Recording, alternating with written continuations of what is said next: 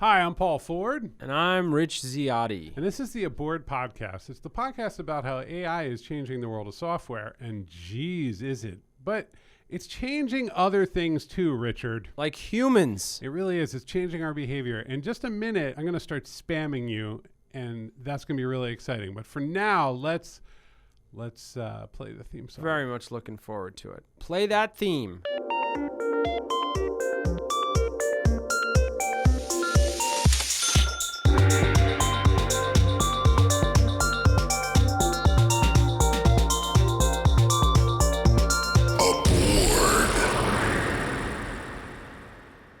Richard. Yo. Why are we here? On the earth? At this company, on this podcast, at this moment. We work at a board. Nice company, aboard.com. Go to it right now. Yes, and if you go to it right now, you'll see the second version of our world-class leading software building engine. We built the best vibe coding tool in the world by accident. It's real. Nobody can quite figure that out yet. People keep coming to us and going like, why did you do this instead of a bunch of Nordic 22-year-olds? Nothing against Nordic land. No, that's one of many countries. Yeah. That's exciting. Yeah. But yeah, check it out, because what you do is you type in the box and you say what kind of software you need. Business software, not like a game. Like, don't clone Temple Run. One of our secret moves was narrowing what it can do. It builds you a whole full stack software application. It does. It's not done. It's close to done, and you can iterate on it, and you can tell it to revise things, and it doesn't throw errors, and it doesn't need a half an hour. No, it's pretty cool. This is free. It's real cool. Check it out at aboard.com. Oh, wait, one thing before we move on to the actual podcast. What if I like it and I want to do something with it? You should get in touch with us. We have not made the tool publicly available to everyone. We may do that one day. What we do is we get you going. Pretty much you're well into spec and build, and you're on your way, and then we help you get it done. That's right. We will actually provide the service for you. Why would we do that in a world of AI? AI in general isn't ready to build a full stack software solution with migrations, integrations, so on and so forth. Also, Paul, let's talk to each other. No. Let's look into each other's eyes. Well, that's what we're going to talk about today on the podcast. Oh boy. Okay. So look, let me send you some messages right now. Okay. Hey, Rich. Hello. Really loved what you said about that sweater in your recent blog post, and have been checking things out. Want to send you my resume right now. Here it is. I'm almost flattered and happy to have the attention. Go on. Hey, Rich. Just like you, I have a real interest in business process analysis, and I would love to share with you all the things about me. Here they are. Wow, it's really nice to meet you. Hey, Rich, I see you live in Brooklyn. What a cool place. Would love to be there with you soon to share my resume and show you all about myself. Great. This is, honestly, if you're at the end of an email inbox these days and you have a position of some authority, like you run a company, it's really bad. Yes. It's really, really bad. It's really exhausting because everyone is using AI to fake a connection in order to get past your threshold. You read an article about this. Yes. Tell me about it. I did.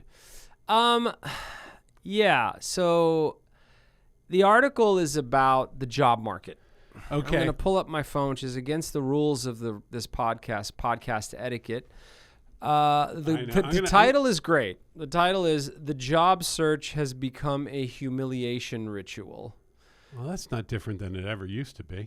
Sarah Thankum Matthews wrote it for The Cut, New York Magazine. Oh, okay. And the article is, first off, the job market, even though on its surface the economy seems to be booming, asterisk. There are weird signals out there where it's like... Well, it's mixed signals, right? There's a lot of mixed signals. Market goes up, but nobody gets jobs. It is October 2025 if you're listening to this amazing podcast at the National Archives. But it's October 2025. There's not going to be a National Archives. That's nice. That's great. Good well, for it's you. called a SanDisk hard drive is what it is. Yeah, that's right. So we are at the crest of like an absolute boom in the stock market. We've talked about this on recent episodes. It's booming. It's booming, right? And everybody is saying bubble, bubble, bubble, bubble. So people are starting to talk bubble rumblings, AI, the amount of spend around essentially putting servers in kiddie pools with ice cubes in them is a thing now. And so there's this incredible amount of investment and spending going on. And unlike crypto, this one is truly locked into the, like, quote, real economy. Yes. Okay. It's a massive boom right now. But at the same time, there's an undertow of like Gen Z, millennials, I bet even Gen X, I would say, getting put back out into this job market and really having a hard time, like searching for months and months and months. No, wait, just to be clear with everyone, do you think this is truly AI connected, or are we going in a different direction? I think it's a few things. I think it's a few things. One is there, and we went through it because we had a company during the pandemic, and during the pandemic, this rush of cash came at all these companies. And there was this... I mean, they literally gave you $1 million just for existing from the government. Which was incredibly nice. Yeah, it was good. You had to pay it back in some cases, but like for the most part, they're like, just please stay in business. Correct. So this absolutely like 1 in 100-year event occurred. The markets kind of cratered for a minute, and then there's just this massive spend kicked in. It was like the equivalent of being, dumped by your boyfriend and deciding you're going to eat 6 tubs of ice cream. Yeah, it was like we were real confused. Well, we were also a digital services firm. I remember watching, there was one company that like planned events. Yeah. They had a real bad year, right? They tried to become virtual. Like, it was just like a lot of confusion. But what ended up happening was on the upswing was massive amounts of hiring. Everybody was hiring like crazy, especially in tech. And so about a year later, it's 2025 right now. At 2023, people are like, what the hell was that? Who are all these people? And so massive layoffs actually started to happen. Like tens of thousands were let go by Google. I know someone who was part of that. And I know a few people actually who were let go.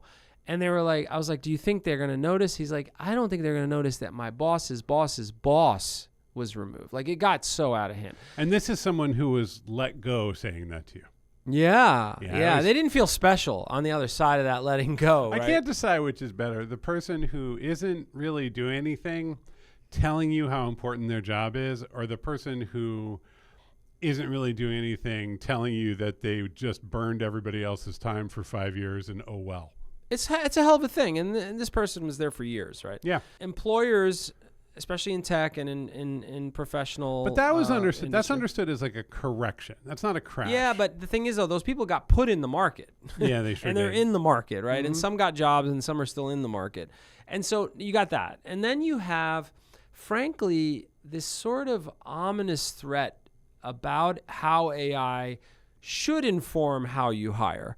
Did the robot replace you yet? No, but employers are sort of like, this is pretty wicked stuff. Should I really rush to hire? So there's that. That's hanging out there. I think there's another element to it, which is people are hesitant to invest in growth if they think the growth is going to come automatically from a prompt. They think there's going to be a shortcut, so they're hanging back. Most companies are, they're either growing or shrinking, or they're very few are staying still. It's really hard to stay still. It's a wild time. And so I think what's happening is people, the stories I'm hearing, this is very anecdotal, but people are just sort of like, yeah, we're going to figure that out. Maybe we can do that with AI. Well, what that means... We're going to hang back. ...is we're not going to hire 5 young people to figure it out and sort of do the research reports whatever. That's right.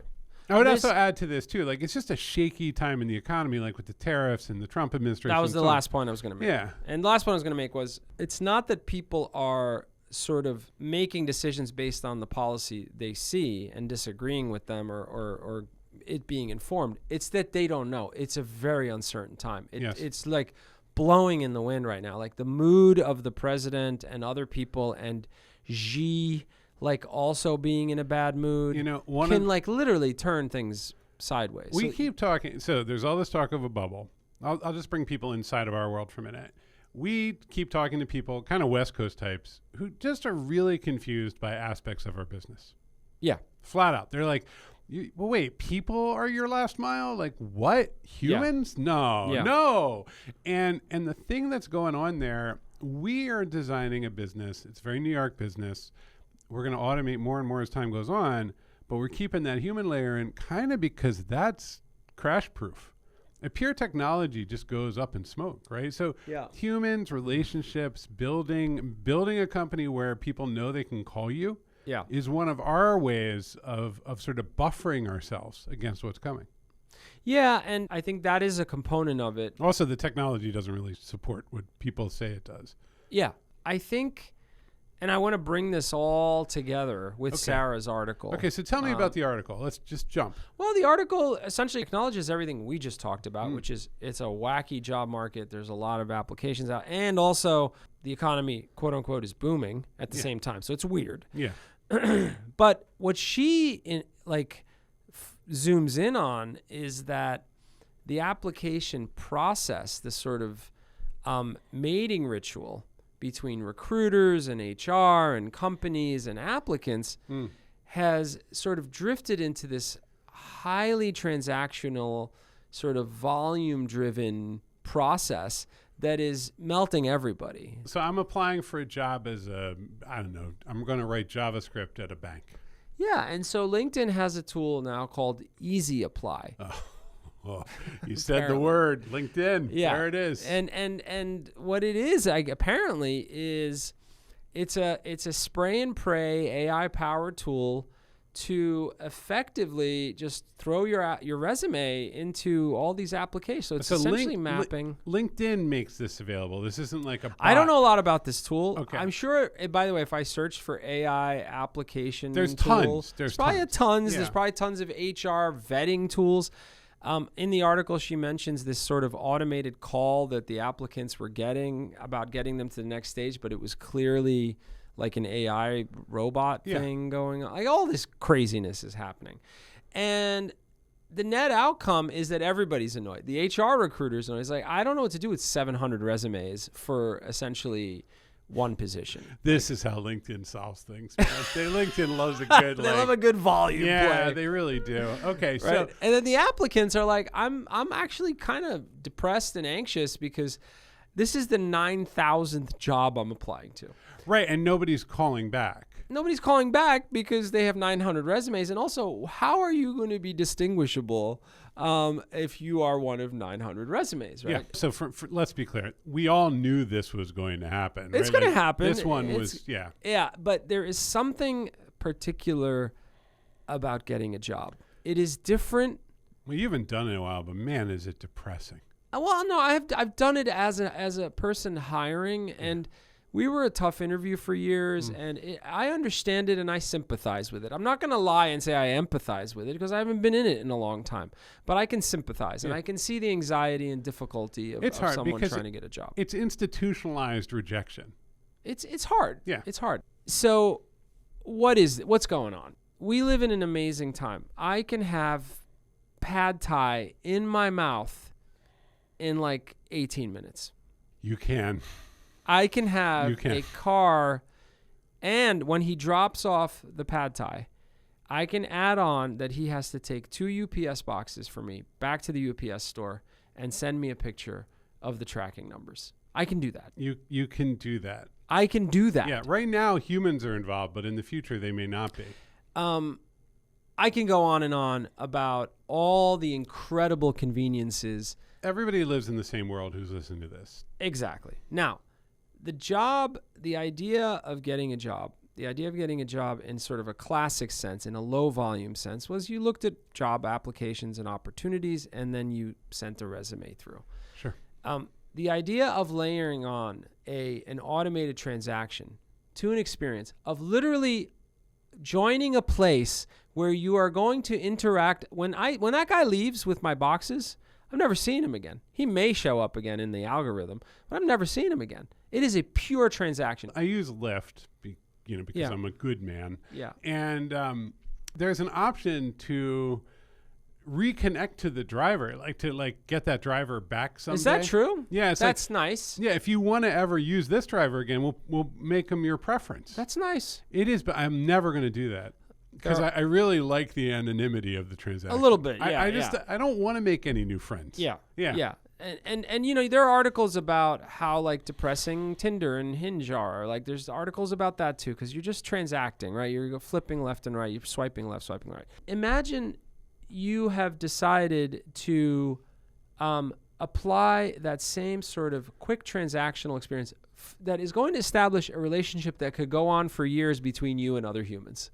Like if you really pause. It is madness, right? Because it points to this future where, okay, we're going to automate this part of the relationship, then we'll automate all the other parts of the relationships. And what value are you saying you bring? Well, let me let all the applicants feel a little better here. Okay. You didn't get rejected. Nobody decided you weren't good enough. They just didn't. There's too many applications flowing through. You're using the same template as everyone else probably. You know, I can see them in my head right now. They're like 3 types of templates. There's the serif one and the sans serif one. And the truth is, nobody decided you're not good enough. They actually didn't give you the time of day. They didn't give you any real attention. And that's because of the sheer volume of what's going on right now and how everyone's trying to automate it away. You're not ordering pad thai. They want to see, everyone on both sides wants to see effort, energy, and connection. And right now, what's happened, it's been crowded out by tools. And that is insane. That is actually fully insane. And the article talks about how, like, I think I need to go out and go to, like, mixers and events and connect with people. And, yeah, you should do that. It's a good thing. It is how people connect. People connecting is going to still matter because we're a little depressed right now. Everything is crowding out all sorts of things that sort of build relationships and turning them into transactions. I think what's rough here is if you are applying for a job right now and dealing with processes like this, so it means that tends to mean your relatively earlier career because you're not able to focus on a particular space. You kind of got to go broad. Yeah, and this is part of the sympathy you're talking about from before. We saw these technologies come up and eat into how humans interact. There are young people who have no idea there's another way. I have bad news and I have good news. Start with the bad news. Well, the bad news is that from my understanding of the tech industry and the way things go with platforms like this, we're not done with this process yet. There's going to be more and more AI automation, not less, for quite a while. It's going to get goofier. Because people just choose to believe. And they're wrong. I'm telling them straight up they're wrong. Yeah. I'm telling them that as a person who uses this technology all day, and you and I put some pretty big bets on where it's going to land. Yeah. It's not going to work. Yeah. It's what they're doing is bad. Yeah. Don't do it. But they're not going to listen to me. Yeah. They're going to keep that team at LinkedIn is nowhere near done with you. Yeah. Okay. So that's the bad news. Like if you're here and you're competing with a bunch of AI, you're going to have to find another strategy to stand out because we can't stop it. But the good news is that we have a podcast. We're on it right now. Yeah, we are. I keep getting emails from people who want to like help me market the podcast or put guests on or all sorts of stuff. Uh-huh. And they keep doing these really sharp, bright summaries of the most recent episodes. Like, hey, Paul, really liked what you had to say about. Hey, Rich, no. And like the first one, I'm like, wow, that's cool. They paid attention. And then you're starting to sniff it out. But the 35th one. You're not that popular? No, I'm not, right? And so like, so what you realize, but here's what happened. Yeah. So 2 things happened. One is straight to the garbage, straight to spam. I'm blocking more now because AI just makes it impossible. So are HR recruiters. That's right. Yeah. Number 2 is the person who is sincere and real about this, who does listen to the podcast, very, very hard for them to break through. Yeah. So we're entering this world, and I know this is the good news part. We're entering this world of essentially total distrust. Yeah. Well, I would call it distrust. Yeah, it's non-trust. You are going to attempt to build a relationship with me automatically. Yeah. You are going to have absolutely no respect for my time. You might think that that's not a big deal, but times 30, times 40, times 100, it's a really big deal. And my solution is always going to be as follows. Slice. You're going to go away. I'm going to block you. I'm going to change my email address if it gets bad enough. Yeah. You can't get through. It is and what's happening is that the sort of downward pressure of this kind of communication and marketing, it's always been there. There's always been some automation since the web has been around, right? Yeah, it's just getting slyer. And faster. So that you see this take off, this is now a national or global story. Yeah. And it's only really been happening for a minute. Yeah. This used to take years for people to kind of like, so what happens is we're all building a much better immune system. And just what I'm starting to do, I'm seeing images, I'm seeing stuff, and I'm like, I can't believe anything is real. I have to actually know the source, know it's vetted, use my judgment. An introduction by someone else. There we are. I mean, essentially, it's not that we need human connection just like in a sort of touchy-feely way. We can't distinguish effort. So this anymore. is what I'm How do I know you put a little bit of effort in? We're also coming out of this like phase of culture where everybody's like, I shouldn't have to put effort in. You should acknowledge that I've done the work. And so like, Talk about that for a second. Well, it's just, that is especially for young people, and I don't mean this as a put down. The idea of having to put that effort in is new. Well, because what happened during boom times with zero interest rate was you essentially job hunting became customer service. Yeah. Right. Yeah, I have needs and wants. You're coming out of college into a 6-figure salary. That's right. And so like there was that assumption. You and I didn't. We came out of college around the era, like it was Clinton era, and then it went vroom. Yeah. And it was bad. It was like five bad yeah. years. I had one year I made like, $12,000. It was grim. Well, I never went that bad, but go on. You're more successful than me. But like no, it was right after the crash. 08, like just yeah. No. 08 was fine. 01. .com. Yeah. Yeah. So like this is kind of normal stuff. It's not a judgment on you. It was gravy train. It was gravy train for me for like the first year out of college because I could build web pages. Yeah. And then kaboom. Yeah. Right? This isn't your fault. You thought that... I mean, we're talking about 20 years of straight prosperity. The problem is that everybody assumed that the arrow goes up, the line goes up, Bitcoin, everything. Everything is a narrative of infinite growth. Yeah. And that's because for a very few number of people, if they keep that narrative going, they're really good at getting in and out and tapping, But you're kind of a cog in the machine. And now you got to go get a job. And I'm going to tell you just straight up, let's fast forward. Okay, there's all this mess. Everybody's getting there. It's just slop world all day. Here's the simplest way to offer advice and counsel to people who are trying to figure this out. And this is executives and everybody else. You have to start building trust because we're entering this incredibly low trust environment. I don't trust the resumes. I know they're going to be rewritten. I don't know. Honestly, there are all those like funny little stories of people who are working for companies, like 5 companies at a time. There's AI sort of coming in and doing the coding for you. There's remote work. There is like, there's conversations about like, are we going to observe people via camera while they're programming so we know they're not using AI, right? Yep. So for better or for worse, large organizations, small organizations have to have trust because they're small. Large organizations are going to start to build in all these new trust metrics because it's so easy to get scammed in so many directions. Yeah. So how do you build trust so that you can go get a job? I mean, good advice. No, but that's not advice yet because nobody knows how to build trust right now. Let me be one of these job applicants. Okay. I mean, I'm with you. I wrote it myself. Okay. My resume, I designed it. It has these bar charts about my different facets and skills. Have you ever seen that, Paul? Do you know what an employer and the color scheme is to die for. You want to know what an employer wants to hear? What? I will work really hard, and you can pay me less until I get good, and then I would hope you would pay me more. No one writes that. No, but that's actually I'm thinking of signals that cut through. Yeah. Here is my portfolio. Yeah. It's on the web. I used AI here, but not here. I'd love to work with you. Yeah.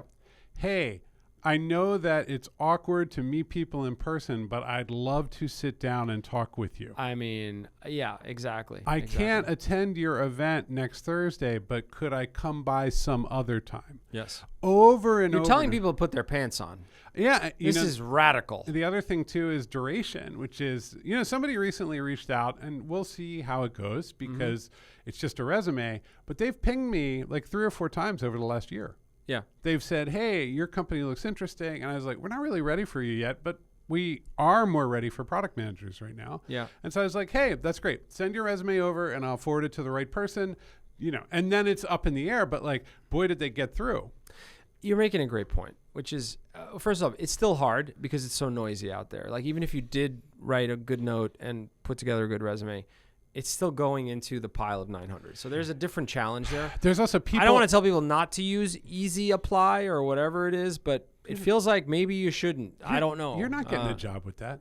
They're just LinkedIn's going to waste your time and upsell you. One of the things I look for when I meet someone for an interview, I've interviewed hundreds of people, I've hired hundreds of people, is you can tell the effort they put into those 30 minutes is the effort you're going to get when they come on, right? You can sort of get a sense of what they're about and the level of energy and how leaned in they are. I've met brilliant people who were just so passively uninterested in the conversation, and I was like, wow, you don't care and you're not that interested. And it wasn't hurt feelings. It's like, wow, I'm going to sign up for that long term. It's funny. The ones that was also during the zero interest rate era, like people were just so confident. Oh my gosh. And then you would realize like they don't understand their craft or domain in any way. Yeah. They have a good resume. Yeah. Look, I think ultimately, and this I'm going to go even more fundamental than getting a job. People like to feel important. Employers like to feel important, just as applicants like to feel important and wanted and desired. And like, I think what you're doing is interesting. Company. That's okay. Yeah, I mean, don't pretend and kiss up, but boy, it matters. I tell you what, man, you and I hire vendors, PR, recruiters, things like that. Yeah. And we also open our doors a lot. We have a lot of events. When those people come to the office, sometimes without a professional context, just to kind of check in, that increases our estimation of them like 5x. I used to have a rule. I was in sales. I'm not going to call it anything else for many years. If you're in the same town, you got to go. Don't zoom in across town. If you're in the same town, go. I got to say, people have negotiated with us as to why that is not necessary. Yeah. And I get it. And I get we went through the pandemic and so on and so forth. But the reality is that, and look, if you can go get a job without talking to anybody, God bless. Good for you. But I will say, if you're finding yourself at sea and finding yourself exhausted and overwhelmed by all these systems, the thing that's missing is that connection. That's why. And everyone is like, no, I just want to be here with my dogs. I don't want to move to New York City or some other city. I don't, blah, blah. There's a million reasons. I get it, and I hope it really works for you. Yeah. But as far as I can tell, we're entering into a world of pure slop where there's incredibly low trust. And so you have to be in environments in which you can earn trust, show effort, and get people to commit to you. Yeah. And then you commit back. And that's old school. And I'm sorry. It sucks too, because like, it's not like big companies are going to be super loyal to you. Like you're still a cog in the machine. Yeah. But at least you can start to get some territory of your own. Totally. There's a theme that's emerging here, which is we've been calling it slop. But what it is the commoditization of everything, right? Of images, of essays, of resumes, and the commoditization of like you and the relationships you have and the companies you could work for is lethal, right? For everyone. You need to reject it as soon as possible and figure out where your value is. It's your angle. It's hard. This part's hard. It's worth noting, Paul. We are in New York City. We like to throw events, so follow our newsletter. We often announce events where you can come and network. Whatever the topic may be, other people show up, and it's a cool thing. We used to do it all the time at the old agency, and we're going to do it a lot here at Abort. No, and we're building and growing, even though the West Coast keeps rolling its eyes at us. We are actually kind of on a little bit of a tear right now. So we'd love to hear from product managers, engineers, and designers from all over. Yeah, and we have a new role called solution engineer, but what it is someone that's taken that first call. Yeah, that's the product manager. That's actually what I'm talking about. Yeah. So hang in there. Yeah, and just like, it's going to be okay. It's just going to be another wild ride followed by more wild rides. That's the life we're in. Yes. Paul? Yes, Richard. When you have a chance, give me 5 stars on your favorite podcasting app, please. Absolutely. I didn't want that to sound too transactional. No, it's not transactional at all. It's a relationship. It is a relationship. Yeah. Sign up to the newsletter. Check out Abort at abort.com and reach out. we'd love to talk. We You s- like to talk. You said everything. Try it. Go to aboard.com and send us email at hello@aboard.com. Have a wonderful week. Building relationships. Bye.